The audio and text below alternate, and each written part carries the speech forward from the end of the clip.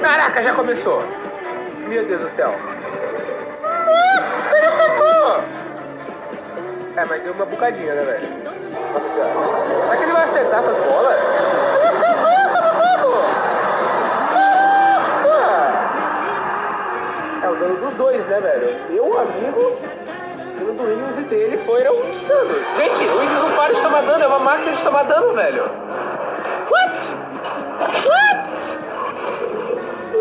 Como que ele tomou tanto dano? É, na água não vai dar pra fazer esse poder não, infelizmente, velho. Nossa, o Williams não acerta, velho. Olha isso, ele não consegue acertar, velho.